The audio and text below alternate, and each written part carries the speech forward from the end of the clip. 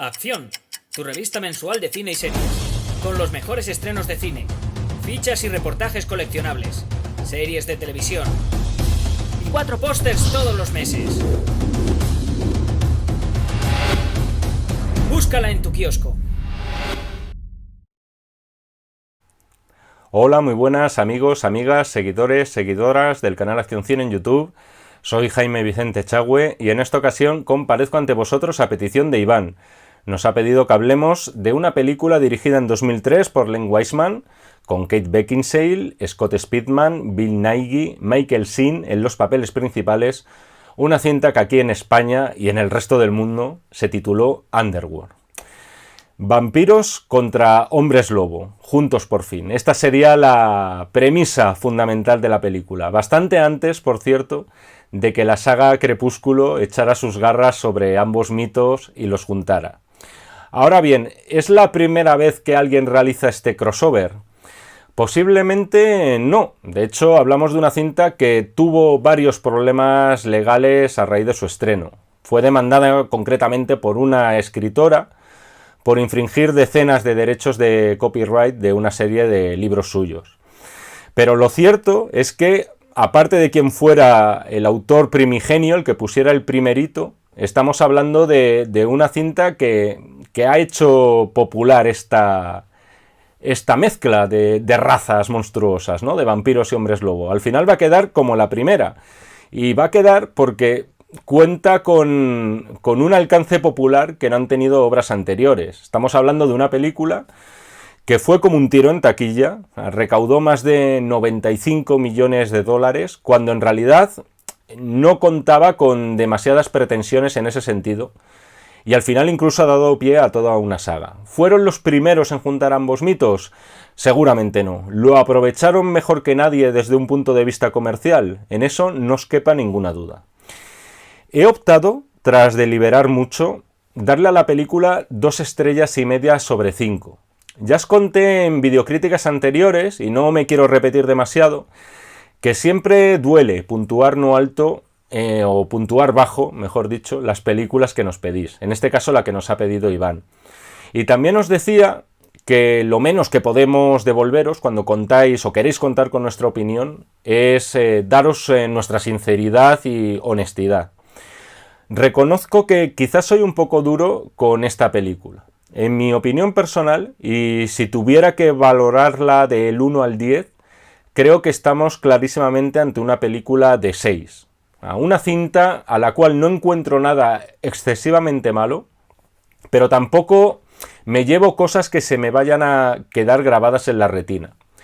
Quizá la juzgo con especial severidad porque creo que esta cacería entre vampiros y hombres lobo reunía los mimbres suficientes para ser algo infinitamente más ambicioso, más rompedor, si queréis, y quizá con menos referentes y herencias de otras obras anteriores.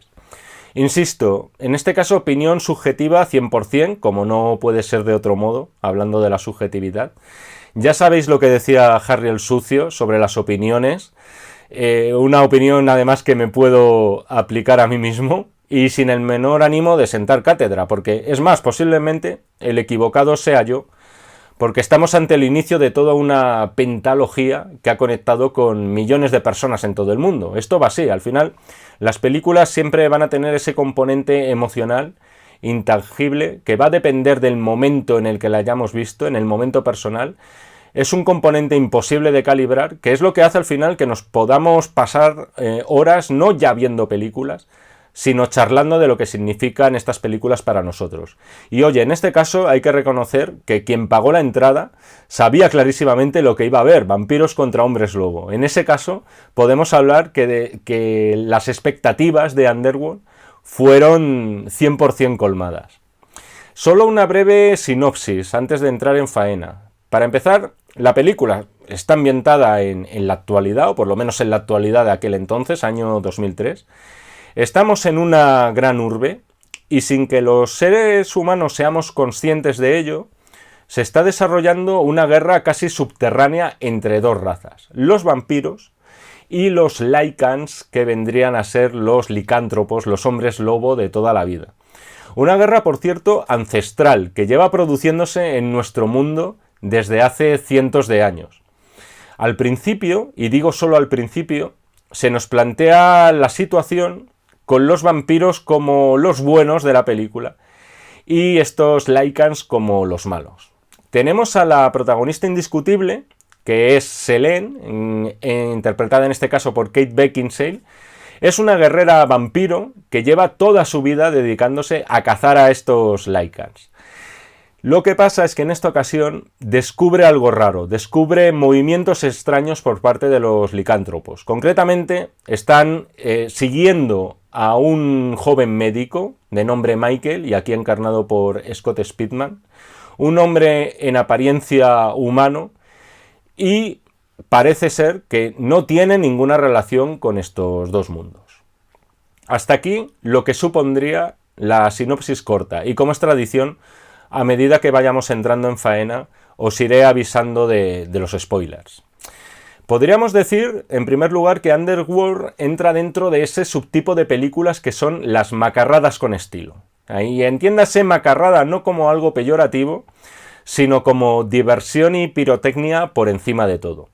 Y entiéndase por estilo, en este caso, la muy cuidada dirección artística y el esteticismo que transpira toda la película. Visualmente, podríamos decir que Underworld es una película superlativa. Sorprende que el operador de la película, por cierto, sea Tony Pierce Roberts, que es el mismo director de fotografía de algunas de las mejores obras de James Ivory. Captar la densidad de la noche con tantos matices, sin que nosotros como espectadores nos perdamos por el camino, es algo bastante complicado. Ya sabéis además que un realizador cuando afirma o tiene la intención en sus planteamientos de hacer una película más oscura de lo habitual, los estudios, valga el chiste malo en este caso, se hacen cruces porque la última frase que quieren oír en un patio de butacas es "no se ve nada". En ese sentido, el envoltorio de Underworld es impecable. Ahora bien, antes os decía que si he puntuado bajo a la película, es en buena parte porque se le nota demasiado peso de algunos referentes y que en el tiempo incluso son muy inmediatos. Ya incluso desde el primer plano, en el que vemos a la Beckinsale de espaldas, al borde de una terraza, con la voz en off y con la cámara acercándose poco a poco, esa sensación de "ya lo he visto" hace acto de presencia. En este caso estoy hablando de la herencia de El Cuervo, la cinta de Alex Proyas, que tiene un peso en la cinta ya desde el mismísimo prólogo, podríamos decir. Es una película que tristemente, El Cuervo hablo, ha pasado a la historia por la muerte accidental de Brandon Lee y que sin embargo ha pasado más desapercibida por la innegable influencia que ejerció y que a día de hoy sigue ejerciendo 25 años vista. Básicamente, y lo vemos en Underworld, se trata de convertir toda una ciudad en un enorme escenario gótico. Gótico tanto en su sentido más figurativo, con iglesias abandonadas y gárgolas con todas las muecas posibles, como también gótico en el sentido literario, con escenarios siempre lúgubres, tenebrosos y habitados por monstruos que suelen arrastrar con ellos una maldición. En este caso no hace falta que os hable otra vez de los vampiros y de los hombres lobo. Insisto, vemos estos elementos de la novela gótica actualizados de nuevo en Underworld, bien insertados, pero lo cierto es que si habéis visto El Cuervo no os van a sorprender tanto. En esta misma línea, otro elemento clave de Underworld es la lluvia. Es prácticamente omnipresente a lo largo de la película. Es, por supuesto, un recurso efectivo a la hora de crear una atmósfera hostil, opresiva y siniestra. El problema, y problema entre comillas, que ya lo habíamos visto en otras películas y no en películas cualquiera, en el Seven de David Fincher y con anterioridad en el Blade Runner de Ridley Scott. Siguiendo con esta lista de elementos prestados, el estilismo de los protagonistas. Vemos a unos protagonistas embutidos en látex y cuero negro, lo cual es visualmente muy aparente, pero efectivamente es verdad que es algo que ya habíamos visto, como habréis atisbado, en Matrix. Además, los personajes tienen incluso movimientos similares que recuerdan a aquella saga. Hay un momento concreto en el que Selene se ve rodeada por licántropos y empieza a disparar un círculo en torno al suelo para hacer un boquete, ponerse a salvo en el piso de abajo, cae de rodillas y vuelve a enderezarse de forma grácil. Es un tipo de coreografía que yo por lo menos lo veo muy inspirado en la saga de Neo. Todos estos elementos, insisto, no es que resten a la película. De hecho, le dan a la película una atmósfera que se ajusta muy bien a la historia. Pero sí que es cierto que dejan cierta sensación de eso que los franceses llaman déjà vu. Muchas de las cosas ya las hemos visto antes. Tengo la sensación, por otro lado, de que todo el apartado estético de Underworld vuela mucho más alto que la historia que nos están contando. La película juega a dos bazas, básicamente, que es la estética y la acción. Y entre medias estaría el destino de los protagonistas. Especialmente hay uno de ellos que comentaré ahora que en lo personal me deja algo frío. Antes os decía lo de las macarradas con estilo, las películas de acción pura y dura, que sin embargo ofrecen algo más que no te esperas. En esa línea yo veo en Underworld un clarísimo precedente que es Blade, la película que sin duda conocéis si sois aficionados al género, protagonizada por Wesley Snipes, en donde interpreta a un cazavampiros. Aquella película tenía la virtud de no tomarse a sí misma demasiado en serio, pero a la vez llegaba algo más lejos a la hora de abordar el mito vampírico, aparte de tener a alguien, por supuesto como Wesley Snipes, que sostiene toda la película. En Underworld creo que no falta acción en absoluto. En ese sentido no os vais a aburrir si os animáis a verla. Prácticamente hay una secuencia de acción cada 15 o 20 minutos. Y de hecho comienza con una muy poderosa ambientada en el metro. Pero creo que por otro lado a la cinta de Wiseman le falta precisamente eso que tenía Blade. Cierta ligereza en algunos momentos. Menos gravedad en sus planteamientos. Para mi gusto peca un poco de excesiva seriedad toda la película. Una película que, por otro lado, y como ya hemos visto, no encierra todas las sorpresas que creo que podría haber encerrado. Uno de los problemas, y esto yo ya os lo he anticipado antes, es el personaje de Michael, interpretado aquí por Scott Speedman. En lo personal, no es un personaje que me acabe de entrar. Es el personaje que buscan los Lycans. Y me parece que está bastante desdibujado para ser la clave de la película, la llave del tesoro, por así decirlo. Vemos que es un tipo normal, y luego, y aquí voy a soltar un spoiler ya importante, también es cierto que conserva, por su linaje, en su sangre, las condiciones necesarias para crear un híbrido entre Lycans y vampiros, y por tanto va a ser muy codiciado como arma mortífera. Al personaje de Michael lo veo carente de vida y de expresividad, pese a ser alguien que de la noche a la mañana descubre que es poco más o menos que una suerte de engendro, sin que nos llegue demasiado ese drama personal. Casi os diría que son más interesantes las reacciones que hay en torno al personaje.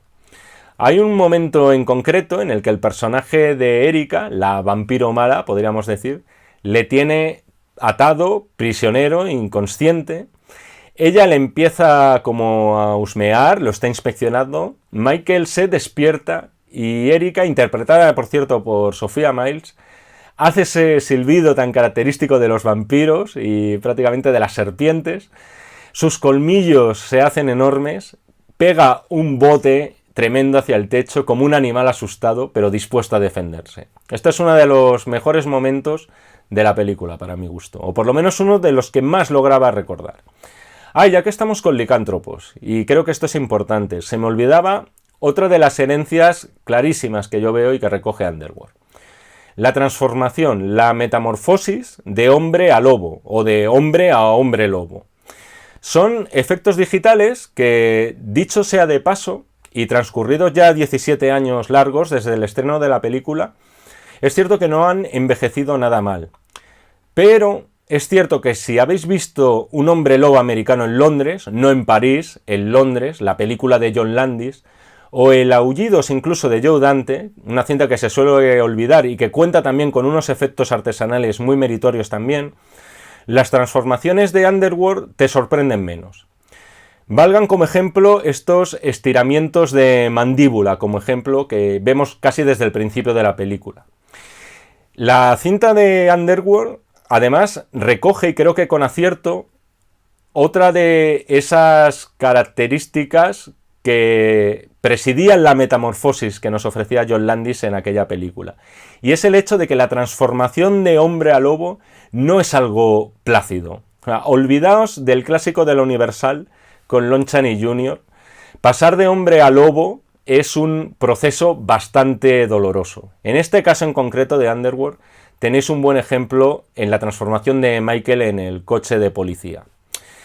Un detalle que me ha hecho gracia, ya que estamos con spoilers. Perdón. Es el villano de la película, en principio, creemos que es el personaje de Lucien, encarnado por Michael Sheen. Él es el jefe de los Lycans. Resulta que no.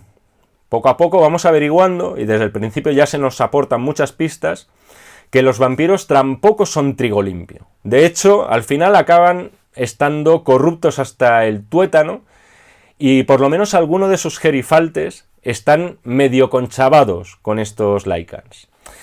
El líder supremo de los vampiros es Víctor, interpretado en este caso por Bill Nighy.